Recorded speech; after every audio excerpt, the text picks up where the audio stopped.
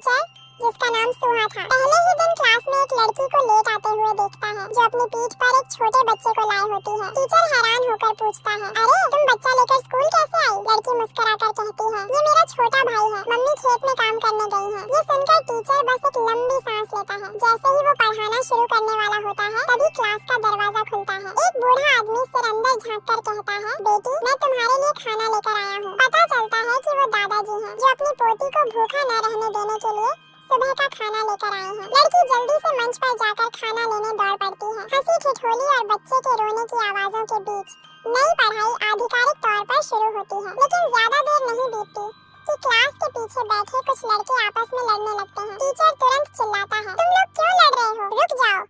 हालात हाथ से निकल जाते हैं। नया आया हुआ टीचर सुहा सब संभाल नहीं पाता। सौभाग्य से समय पर प्रिंसिपल आ जाते हैं और मामला शांत हो जाता है। गार्ड सुहा को सलाह देता है, इन बच्चों पर डंडा चलाना पड़ेगा तभी ये मानेंगे। लेकिन सुहा मना कर देता है। वह कहता है, मैं बच्चों से दिल से पेश आना चाहता हूँ, छोटी छोटी बातों पर हाथ नहीं उठाना चाहता। सुहा एक नौजवान टीचर था जिसने अभी अभी अपनी पढ़ाई पूरी की थी और अब एक दूर के गाँव में पढ़ाने आया था। वो नया था, अनुभवहीन था और उसे बहुत कुछ सीखना बाकी था। उसे इस बात का अंदाजा नहीं था कि उसकी सादगी और झिझक भरी मुस्कान उस लड़की के दिल में जगह बना चुकी थी जो रोज अपने छोटे भाई को स्कूल छोड़ने आती थी। कुछ दिन पहले ही सुहा ने यूनिवर्सिटी से ग्रेजुएशन किया था और इस गांव तक पहुंचने के लिए उसे एक लंबा सफर तय करना पड़ा था। पहले डगमगाती ट्रेन में सफर, फिर बैलगाड़ी में बैठकर और तब जाकर वो इस छोटे से पहाड़ी गाँव में पहुँचा। गाँव के किनारे पहुँचते ही एक जवान लड़की उसके पीछे दिखाई दी। सुहा के सलीकेदार कपड़े और हाथ में सूटकेस देखकर लड़की उसे उत्सुक नजरों से देखने लगी। लेकिन जैसे ही सुहा ने पीछे मुड़कर देखा, लड़की जल्दी से चुपचाप आगे बढ़ने लगी। सुहा ने पुकारा, अरे छोटी,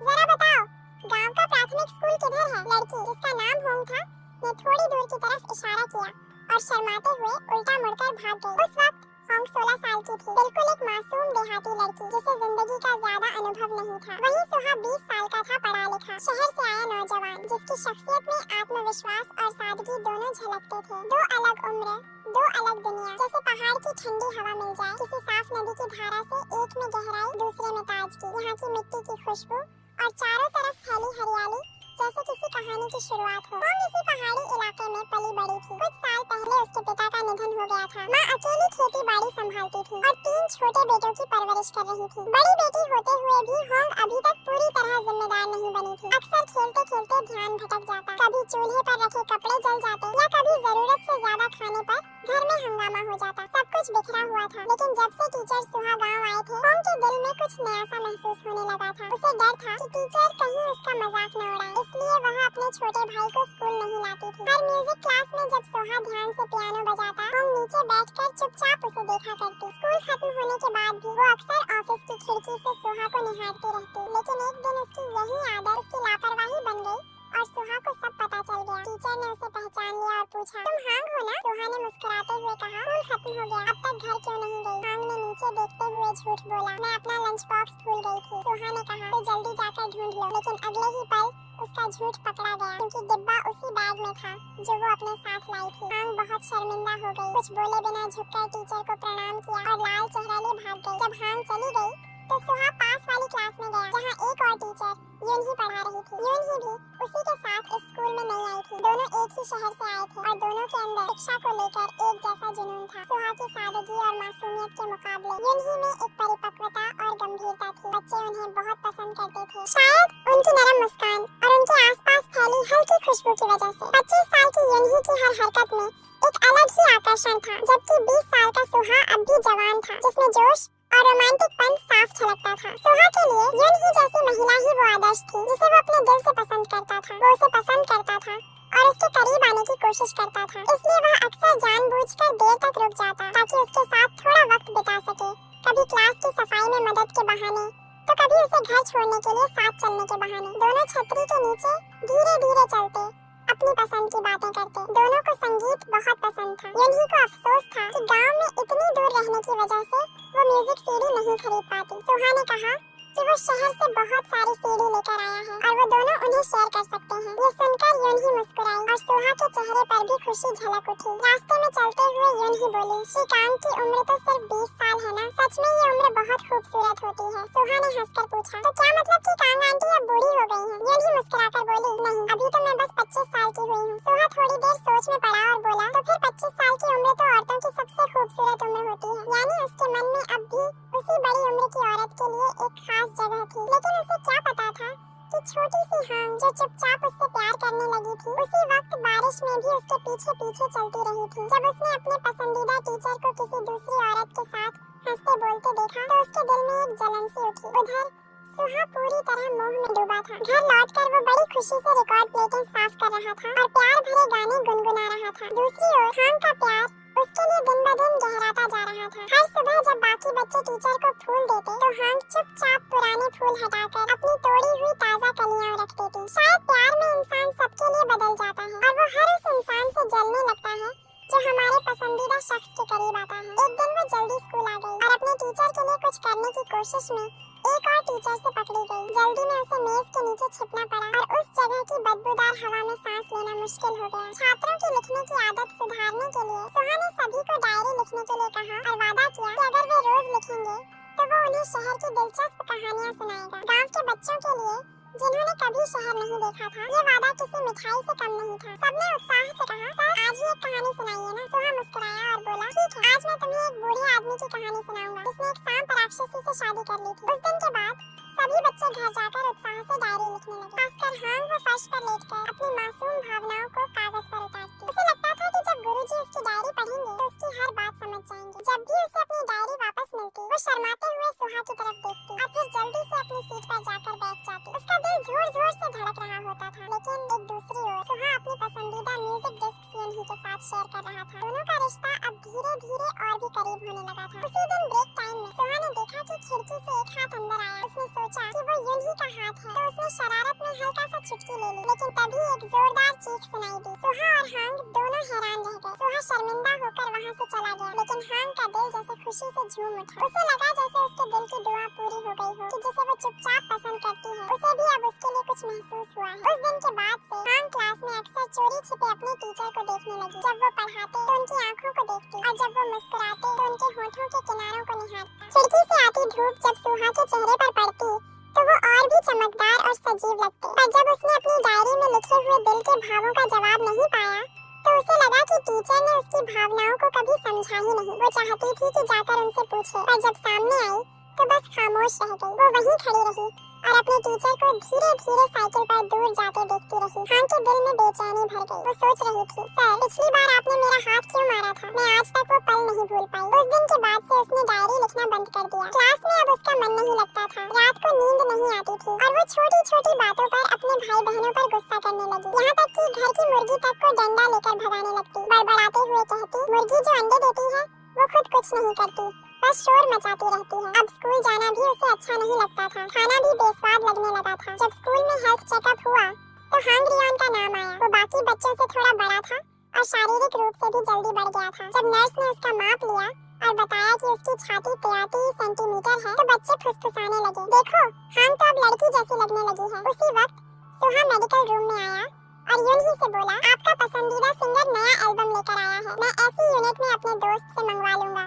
आप जल्दी आइए ताकि हम साथ सुन सकें। यूनही की आंखें खुशी से चमक उठी, लेकिन पास खड़ा हांग रियोन सब सुन रहा था। उसका दिल अंदर तक दुख गया। रात भर वो बेचैन रहा, नींद नहीं आई। उसे समझ नहीं आ रहा था कि ये डिस्क क्या होती है और टीचर सुहा को यूनही इतनी क्यों पसंद है। अगले दिन जब सुहा स्कूल पहुंचा तो दोस्तों ने बताया कि हांग अब स्कूल नहीं आना चाहता। यह सुनकर सुहा परेशान हो गया। स्कूल खत्म होते ही उसने एक बच्चे से कहा कि वो उसे हांग के घर ले चले। वहाँ उसकी माँ ने बताया कि वो लाख समझा चुकी है, लेकिन लड़की अब स्कूल नहीं जाना चाहती। सुहा कुछ समझ नहीं पा रहा था। फिर उसने पीछे के आंगन में हांग को चुपचाप बैठे देखा। उसने पूछा, हांग तुम यहाँ क्या कर रही हो? हांग ने मुंह फेर लिया, कुछ नहीं बोली। सुहा ने दोबारा पूछा, तुम 2 दिन से स्कूल क्यों नहीं आई? फिर उसने उसकी माँ से कहा कि वो थोड़ी देर बाहर जाए। उसके जाने के बाद सुहा ने मुस्कुराते हुए कहा, तुम्हारी माँ कह रही थी कि अगर तुम नहीं मानोगी तो मास्टर जी तुम्हें डांटेंगे, लेकिन मास्टर जी कैसे तुम्हें डांट सकते हैं? फिर नरमी से बोला, बताओ ना, अचानक स्कूल आना क्यों छोड़ दिया? मैं सच में बहुत चिंतित था, लगा कहीं तुम बीमार ना हो गई हो। जब हांग रॉन ने सुना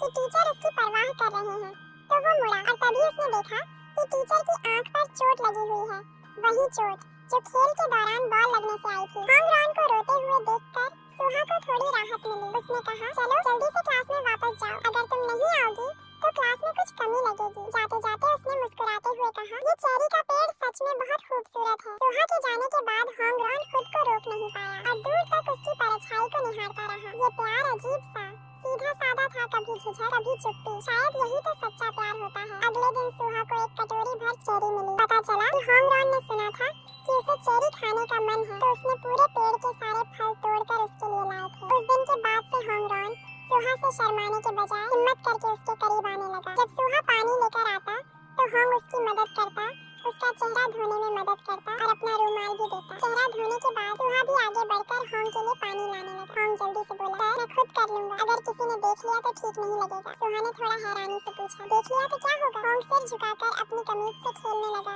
जवाब नहीं दिया। सुहा सोचने लगा, वो तो बस एक छात्रा के लिए पानी ला रहा है, इसमें क्या दिक्कत? लेकिन होंगरॉन की शर्मीली हरकतें देखकर वह मुस्कुरा दिया और वहाँ से चला गया। होंग वहीं खड़ा रहा, आंखें झपकाने की भी हिम्मत नहीं हुई, बस सुहा को मुस्कुराते हुए जाते देखता रहा। उसे लगा कि वो मुस्कान सिर्फ उसी के लिए थी और उसके लिए बस इतना ही काफी था। स्कूल के खेलकूद समारोह में होंग ने खुद आगे बढ़कर सुहा से कहा कि वे दोनों जोड़ी बनाकर दौड़ में भाग लें और आखिर में वे दोनों पहले नंबर पर आए। ये सब सोचकर होंग का दिल शहद की तरह मीठा हो गया। मगर शुरू से लेकर आखिर तक सुहा ने होंग को सिर्फ एक छात्रा की तरह ही देखा, क्योंकि उसके दिल में किसी और के लिए मोहब्बत थी, उन्हीं टीचर के लिए। एक दिन उन्हीं हारमोनिका बजा रही थी और सुहा चुपचाप उनके पास बैठा सुन रहा था। जब संगीत खत्म हुआ तो सुहा ने खुद कहा कि वो उनके लिए ऑर्गन बजाना चाहता है, क्योंकि उसने खास उनके लिए एक गाना लिखा था। जैसे ही ऑर्गन की मधुर धुन कमरे में गूंजने लगी, उन्हीं ने बिना पलक झपकाए उसे देखा। उनकी आंखों में कोमलता थी। हर सुर के साथ वो धीरे धीरे सुहा के पास आई। दोनों साथ में संगीत बजा रहे थे और उस पल सुहा अपनी कल्पनाओं में खो गया। वो दोनों के खुशहाल भविष्य का सपना देखने लगा। उसने सफेद साफ सुथरी ड्रेस पहनी हुई थी, जो संगीत की ताल पर हल्के हल्के लहरा रही थी। उसने उन्हीं की कमर पकड़ ली, उनकी धड़कनों को महसूस किया, जैसे दिल की धड़कनें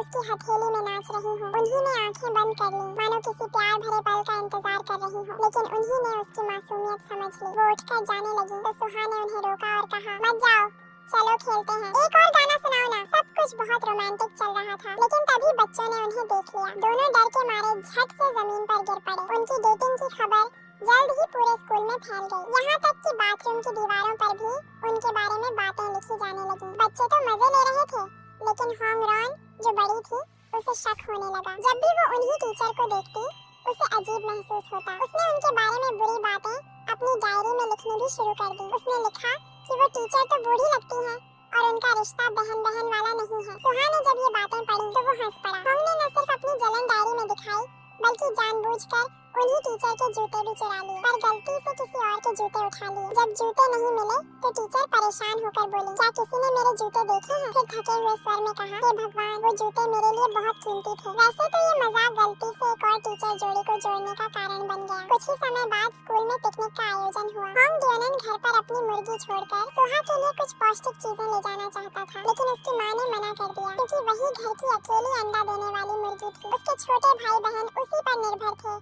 ताकि उन्हें सही पोषण मिल सके। लेकिन आखिर में होंग ड्योनन ने माँ की बात नहीं मानी और चुपके से उस मुर्गी को अपनी जेब में डालकर पिकनिक पर ले गया। मगर जैसे ही वो मुर्गी को काटकर सूप बनाने ही वाला था, वो गलती से भाग गई। उसे पकड़ने के लिए होंग ड्योन सीधा नदी के किनारे कूद पड़ा। सुहा ने नीचे नदी से उसकी मदद की आवाज सुनी और बिना किसी झिझक के खुद भी पानी में कूद गया। आखिरकार दोनों होंगरेन और वो मुर्गी सुरक्षित बाहर निकाल लिए गए। इस बहादुरी ने होंगरेन के दिल में सुहा के लिए और भी लगाव जगा दिया। उसकी पहली मोहब्बत की मासूमियत अब धीरे धीरे गहराने लगी थी। वो रात के आसमान के नीचे बैठी चाँद को निहार रही थी। उसका चेहरा कोमल था और मन में एक ही ख्वाहिश था, वो उसके साथ बैठकर चाँद देख पाती, बिना कुछ कहे। बस एक दूसरे को देखते रहना कितना सुकून भरा होता। उसी वक्त सुहा भी चाँद को देख रहा था, मगर उसके दिल में सिर्फ ऑन ही टीचर की परछाई थी, जैसे कोई पुल पर खड़ा होकर नजारा देख रहा हो और सामने की मंजिल से कोई उसे देख रहा हो। शायद जवानी का प्यार अक्सर एक तरफा ही होता है। हम सबने कभी न कभी किसी से चुपचाप प्यार किया है, उनके बारे में सोचा है, उनसे मिलने की उम्मीद की है। जिन बातों को कहना था वो दिल में यूं ही दब गई जैसे अंगारों की तरह जलती रही। अगले दिन सुबह सुहा पूरे सजे धजे कपड़ों में निकला। हाथ में पहले से लिखा हुआ एक प्रेम पत्र था ऑन ही टीचर से अपने दिल की बात कहने की तैयारी में। लेकिन तभी प्रिंसिपल ने अचानक घोषणा की कि अध्यापिका यांग ऑन ही ने अपनी नौकरी छोड़ दी। प्रिंसिपल ने दुख भरे स्वर में बताया कि वो अपने मंगेतर के साथ विदेश जा रही है, जहाँ दोनों आगे की पढ़ाई करेंगे। ये सुनकर सुहा का दिल टूट गया। उसे बिल्कुल अंदाजा नहीं था कि जिस इंसान से वह इतना प्यार करता था, उसका दिल पहले ही किसी और के पास, वो इजी की क्लास से बाहर निकल गया। तो इजहार मोहब्बत उसने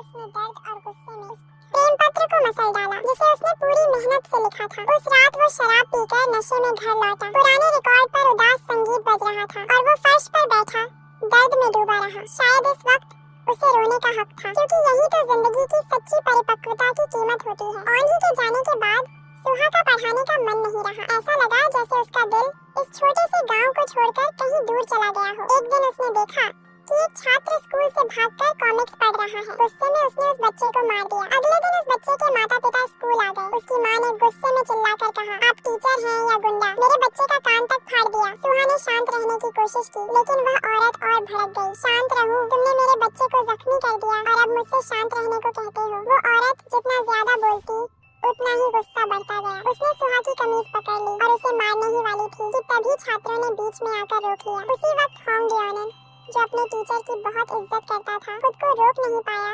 वो दौड़ कर आया और उस औरत का हाथ पकड़कर जोर से काट लिया। आखिरकार होंग डियोनेन और वह औरत दोनों को चोट लगी और उन्हें मेडिकल रूम ले जाया गया, जहां उनके घाव पर पट्टी बांधी गई। मगर होंग डियोनेन मुस्कुरा रहा था। किसी ने कहा, तू सच में बेवकूफ है, फिर भी हंस रहा है।